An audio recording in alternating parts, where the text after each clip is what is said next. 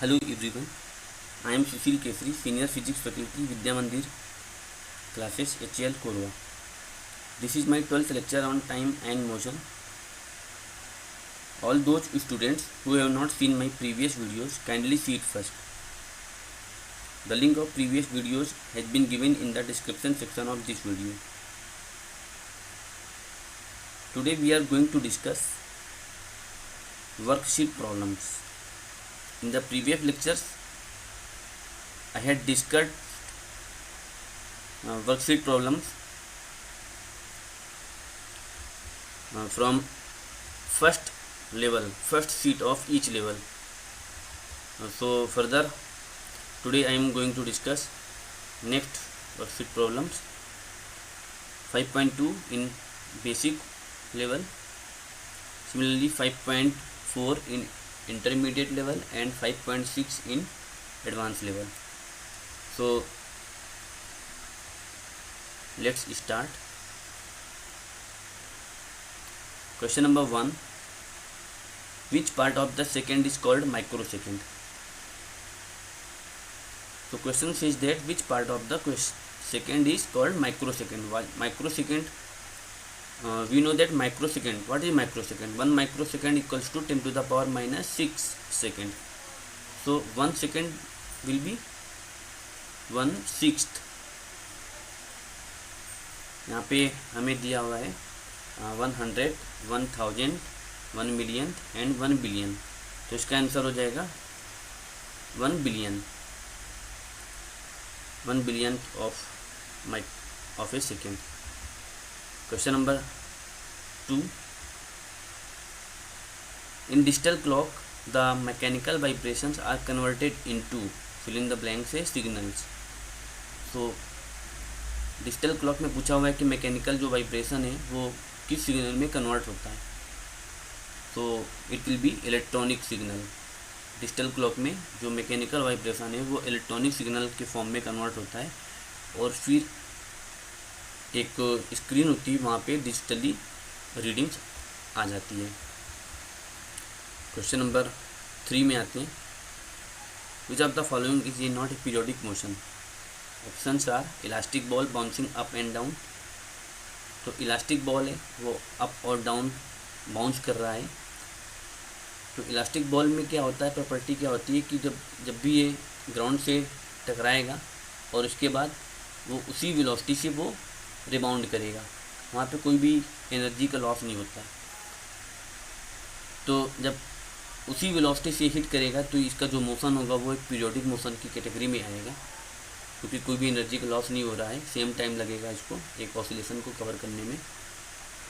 Motion of earth around the sun, तो ये periodic है. मोशन ऑफ ए रॉकेट,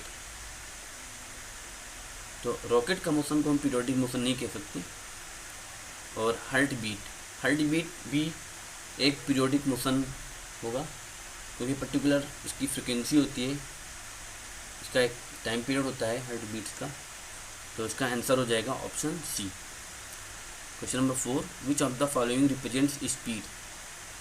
तो options are 60 kilometre, 60 kilometre per hour, 60 hour per kilometre and 60 hour. We know that unit of speed is metre per second और kilometre per our.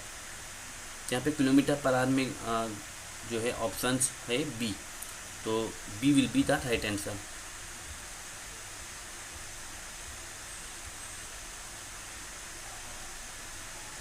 Question number 5 में आते हैं.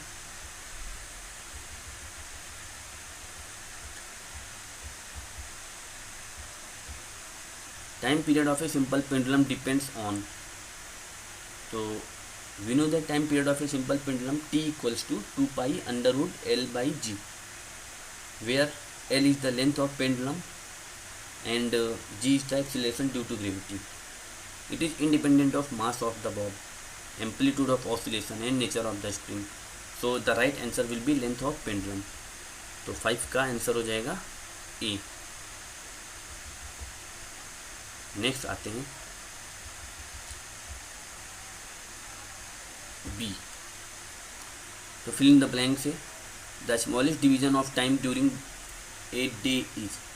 तो एक day में जो smallest division होता है वो पूछा है कितना होता है, दैट इज सेकेंड, तो इसमें आंसर हो जाएगा second. An event that occurs at regular interval of time is called, तो ऐसा इवेंट जो एक रेगुलर इंटरवल ऑफ टाइम में अकर हो रहा है तो इसको पीरियोडिक इवेंट्स बोल सकते हैं। Question number 3, the initial position of the pendulum at rest is known as, तो जो इनिशियल पोजीशन होता है पेंडुलम का जो कि रेस्ट पे होता है उसको हम बोलते हैं मीन पोजीशन या फिर इक्विलिब्रियम पोजीशन। तो यहाँ पे ऑप्शन हो जाएगा इक्विलिब्रियम पोजीशन। और रेस्ट पोजीशन भी बोल सकते हो। SI unit of speed is metre per second. A straight line in a distance time graph indicate, अब डिस्टेंस टाइम ग्राफ में स्ट्रेट लाइन क्या इंडिकेट करता है, किस टाइप के मोशन को इंडिकेट करता है, ये पूछा हुआ है। तो ये हो जाएगा यूनिफॉर्म मोशन, क्योंकि यूनिफॉर्म मोशन में डिस्टेंस टाइम ग्राफ एक स्ट्रेट लाइन आता है। सी पार्ट देखते हैं।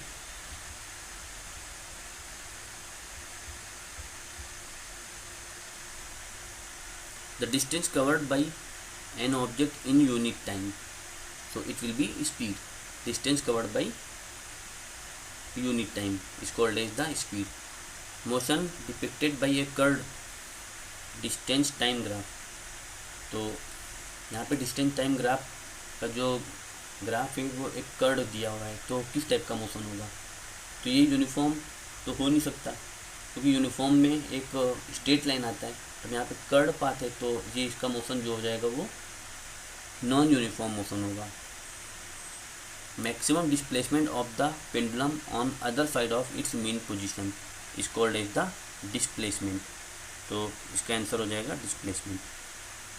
Next, the parameter that is taken on Y axis in a distance time graph, तो डिस्टेंस टाइम ग्राफ में हमें पूछा हुआ है कि कौन सा पैरामीटर को हम वाई एक्सिस में प्लॉट करते हैं, तो it will be distance time graph में हम डिस्टेंस को वाई एक्सिस में प्लॉट करेंगे और टाइम को एक्स एक्सिस में प्लॉट करेंगे। नेक्स्ट क्वेश्चन आते हैं, question number 5, a device use to show the time of day by the sun's position in the sky, so it's sundial। Question number, अब ये इंटरमीडिएट है, उसका ए पार्ट है, तो ए पार्ट डिस्कस करते हैं। First question is how many times does the bob of an oscillating simple pendulum pass the mean position after 10 complete oscillations if it started from one extreme position। तो meaning ये हुआ कि one extreme position से हम Bob को oscillate कर रहे हैं, तो पूछा है कि 10 कंप्लीट ऑसिलेशन में बॉब कितने बार मीन पोजीशन को वो पास करेगा, ये है क्वेश्चन। तो अगर हम सिंपल पेंडुलम पे देखें, यहाँ पे हमने एक सिंपल पेंडुलम भी शो किया हुआ है जी। सपोज ये ए ओ बी है, तो ये एक्सट्रीम पोजीशन है, एक्सट्रीम पोजीशन से हमने इसको स्टार्ट किया, यहाँ से रिलीज किया, तो वन कंप्लीट ऑसिलेशन कौन सा होगा, बी से ओ गया, ओ से ए आया, फिर ए से ओ आया और ओ से बी आया, तो ये वन कंप्लीट ऑसिलेशन में ये मीन पोजीशन को 2 बार क्रॉस कर रहा है। तो क्वेश्चन हमें क्या पूछा है, 10 कंप्लीट ऑसिलेशन में कितनी बार उसको मीन पोजीशन को क्रॉस करेगा, तो 10 कंप्लीट ऑसिलेशन में कितना हो जाएगा, 10 मल्टीप्लाइड बाई 2 दैट इज 20, तो 20 टाइम्स वो मीन पोजीशन को क्रॉस करेगा अगर हम एक्सट्रीम पोजीशन से बॉब को रिलीज कर रहे हैं। Question number 2, define speed, how can we calculate the average speed of an object in motion. तो स्पीड को डिफाइन किया था distance travelled divided by total time taken, तो it is rate of the change of distance. तो इस तरीके से हम एवरेज स्पीड फाइंड आउट कर सकते हैं, total distance travelled divided by total time. Question number 3, नैतिक reaches his agriculture form in 1 hour and 15 minutes from home by driving his car at an average speed of 60 km/h.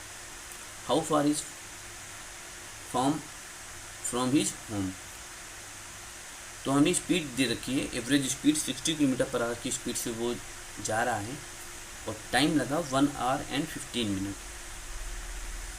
तो पूछा है कि कितना distance है होम से farm. तो distance क्या हो जाएगा, average speed multiplied by time. तो टाइम हमें गिवन है 1 आवर 15 मिनट, तो इसको हम आवर में ही चेंज कर लेते हैं क्योंकि स्पीड हमें गिवन है 60 किलोमीटर पर आवर में। तो 1 आवर, तो इसको एज इट इज़ रखते हैं, 15 मिनट को आवर में चेंज कर लेते हैं, 15 divided by 60 that is 1/4 hour. तो टोटल टाइम कितना हो गया, 1 + 1/4 दैट इज़ 5/4 आवर। और एवरेज स्पीड गिवन है 60 kilometre per hour, so distance will be 60 multiplied by 5/4। तो ये यहाँ से 75 किलोमीटर आ जाएगा। तो इस तरीके से हम यहाँ पे डिस्टेंस कैलकुलेट कर लेंगे। क्वेश्चन नंबर 4 है, how will you differentiate between uniform motion and non uniform motion using A distance time graph. तो ये चीज़ हम लोगों ने डिस्कस किया हुआ है ग्राफ जब हम लोग डिस्कस कर रहे थे। जो यूनिफॉर्म मोशन में ग्राफ होगा डिस्टेंस टाइम ग्राफ का, वो एक स्ट्रेट लाइन आएगा और नॉन यूनिफॉर्म में एक कर्व आएगा। Question number 5, explain the following terms associated with A simple pendulum. तो मीन पोजीशन, 1 कंप्लीट ऑसिलेशन और एम्पलीट्यूड के बारे में पूछा हुआ है। तो यहाँ पे हमने डायग्राम दिखा रखा है, सिंपल पेंडुलम है। तो वो जो पोजीशन है वो मीन पोजीशन है, यहाँ पे वो रेस्ट पे होता है। 1 कंप्लीट ऑसिलेशन कौन सा होगा, सपोज हमने बी से इसको रिलीज किया, ओ से थोड़ा सा इसको डिस्प्लेस कर दिया मीन पोजीशन से और इसको बी पॉइंट से रिलीज कर दिया। तो बी से ओ गया, ओ से ए जाएगा, फिर ए से ओ वापस और फिर ओ से बी। तो ये जो मोशन होगा वो एक कंप्लीट ऑसिलेशन होगा। इस मोशन को हम बोलेंगे 1 complete oscillation. And what will be it's amplitude, तो एम्पलीट्यूड होगा मीन पोजीशन से मैक्सिमम कितना डिस्प्लेस कर रहे हैं हम लीनियर डिस्टेंस, वो हो जाएगा एम्पलीट्यूड। मतलब मीन पोजीशन से मैक्सिमम कितना डिस्प्लेसमेंट हो रहा है बॉब का, उसको बोलेंगे हम एम्पलीट्यूड। क्वेश्चन नंबर 3 को जो हमने भी डिस्कस किया वो हमने यहाँ पे सॉल्व भी किया हुआ है। Speed multiplied by time 60 multiplied by 5/4 that is 75 kilometre. तो इस तरीके से वो डिस्टेंस निकल आएगा फॉर्म हाउस का होम से। आगे बढ़ते हैं, B part, classify each of the following as a uniform और ए नॉन यूनिफॉर्म मोशन। तो यूनिफॉर्म मोशन और नॉन यूनिफॉर्म मोशन, पहले ये क्या होता है ये हमें समझना बहुत ज़रूरी है। यूनिफॉर्म मोशन क्या होता है, इक्वल टाइम इंटरवल में इक्वल डिस्टेंस अगर पार्टिकल ट्रेवल कर रहा है तो ऐसे मोशन को बोलेंगे यूनिफॉर्म मोशन। और अगर इक्वल टाइम में डिफरेंट डिस्टेंस, अनइक्वल डिस्टेंस को ट्रेवल कर रहा है तो हम इस टाइप के मोशन को बोलेंगे नॉन यूनिफॉर्म मोशन। तो horse running in a race, तो ये ज़रूरी तो है नहीं इक्वल डिस्टेंस में सेम डिस्टेंस, इक्वल टाइम में सेम डिस्टेंस ये कवर नहीं कर रहा होगा, तो ये नॉन यूनिफॉर्म मोशन हो जाएगा। Similarly lift in A ball, lift in a tall building and hotels, तो लिफ्ट का जो मोशन होगा वो यूनिफॉर्म मोशन की कैटेगरी में आएगा क्योंकि ये इक्वल टाइम में वो इक्वल डिस्टेंस कवर कर रहा होगा। Car on its way through the market, तो ये भी नॉन यूनिफॉर्म मोशन की कैटेगरी में आएगा।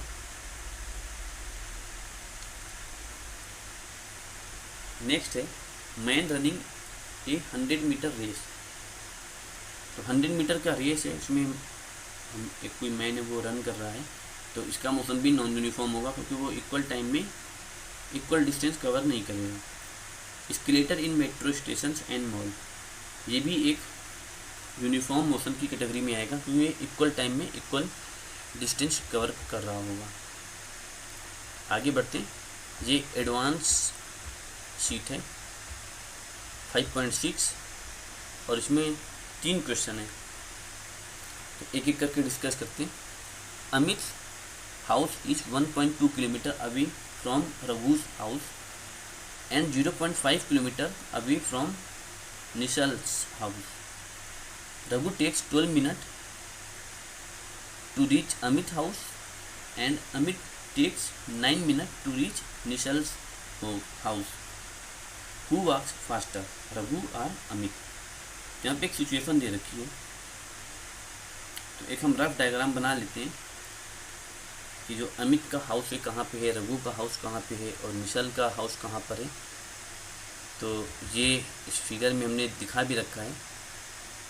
ये N for Nishal, A for Amit and R for Ravi. This is Ravi, 1 minute, this is sorry Raghu. तो यहाँ पे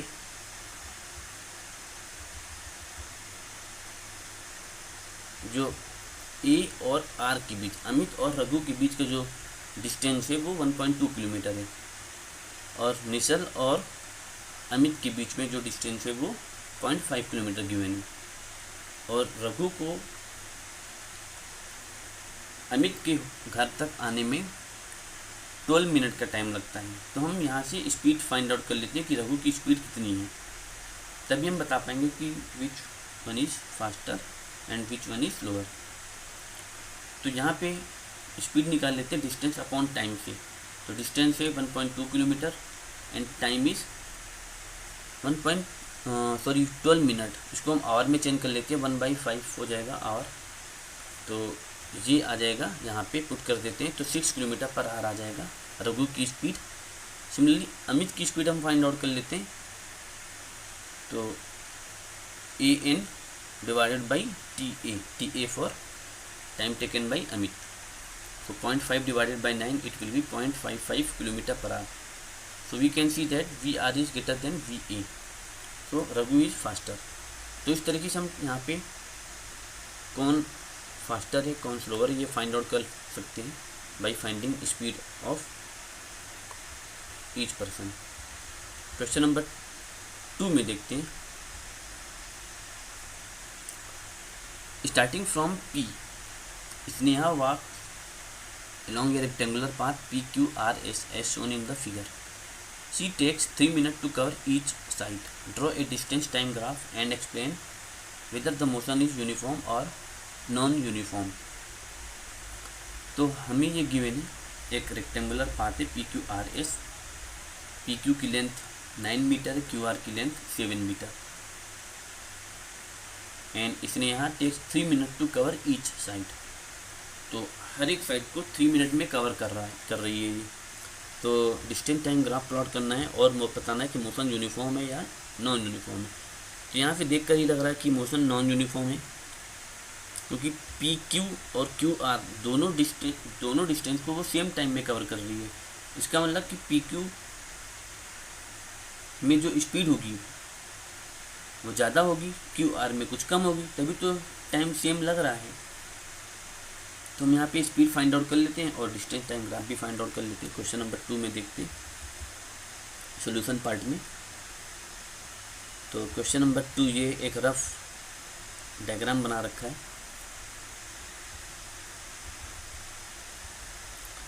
तो यहाँ पे PQ डिस्टेंस को ट्रेवल करने में 3 मिनट का टाइम लगा और डिस्टेंस है 9 मीटर।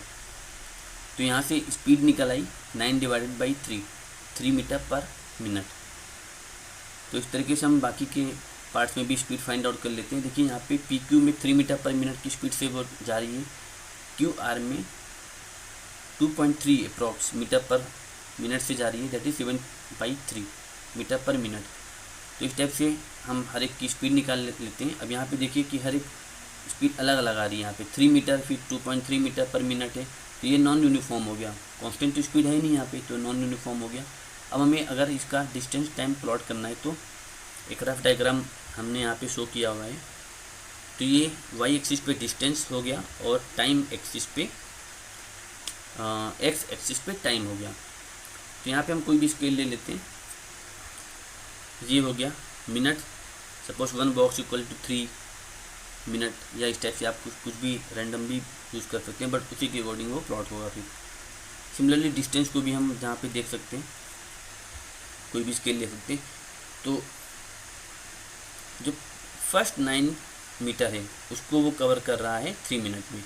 तो अब इसका जो ग्राफ बनेगा वो कुछ ऐसा बनेगा। इसकी स्पीड ज़्यादा है तो इसका स्लोप भी ज़्यादा होगा इस लाइन की। सपोज O है और A है, तो OA जो लाइन है इसका कुछ पासिंग थ्रू ओरिजिन ग्राफ बनेगा डिस्टेंस टाइम और इसका जो स्लोप बनेगा कुछ ऐसा बनेगा। फिर वो नेक्स्ट 7 मीटर को 3 मिनट में कवर कर रही है। तो अब देखिए यहाँ पे स्पीड कम है, जब स्पीड कम है तो इसका स्लोप भी कम होगा, तो ये थोड़ा सा टाइम एक्सिस की तरफ बेंड हो जाएगा ग्राफ ए बी। तो ये इसका पोजीशन डिस्टेंस टाइम ग्राफ रहेगा। थोड़ा सा इसका स्लोप पहले वाले के कंपैरिजन में कुछ कम रहेगा। फिर नेक्स्ट जो 9 मीटर को कवर कर रही है वो 3 मिनट में, तो अब स्पीड 3 मीटर पर मिनट है, पुरानी वाली स्पीड हो गई।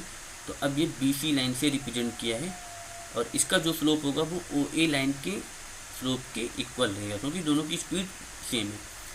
सिमिलरली CD ग्राफ को प्लॉट कर सकते हैं, वो इसका 2.3 मीटर पर मिनट स्पीड है और इसका जो स्लोप रहेगा कुछ कम रहेगा। तो इस तरीके से डिस्टेंस टाइम ग्राफ को हम प्लॉट कर लेते हैं। नेक्स्ट क्वेश्चन देखते हैं, question number 3। Question number 3 is man-made satellite is revolving in a circular orbit of radius 34,440 km. If it takes 4 hours for one revolution, find its speed in meter per second. तो ये कुछ hint दिया हुआ है, तो हमें speed चाहिए। तो स्पीड क्या हो जाएगा, डिस्टेंस अपॉन टाइम। तो डिस्टेंस कैलकुलेट कर लेते हैं, हमें रेडियस की वैल्यू सर्कुलर पाथ में तो 2πr हो जाएगा, circumference that will be distance divided by time 4 hour. तो इस तरीके से यहाँ पे हमने सॉल्यूशन पार्ट में इसको डिस्कस किया हुआ है। तो कॉन्सेप्ट वही है, सेम कॉन्सेप्ट यूज़ करेंगे, speed equals to distance upon time and distance is 2πr that is circumference of the circular path और टाइम गिवन है। तो रेडियस ये है, रेडियस की वैल्यू पुट कर देते हैं, टाइम की वैल्यू पुट कर देते हैं, तो ये किलोमीटर पर आवर में आंसर आएगा। फिर उसको अगर हमें मीटर पर सेकंड में चेंज करना है तो 5/18 से मल्टीप्लाई कर देते हैं, तो ये आ जाएगा अप्रॉक्सीमेटली, ये वैल्यू आएगी 15027.3 मीटर पर सेकेंड। तो इस टाइप से हम यहाँ पे स्पीड फाइंड आउट कर लेते हैं। So I hope you understood all the explanation of these questions. Thank you so much. Please इस वीडियो को लाइक करें, शेयर करें और सब्सक्राइब करना ना भूलें।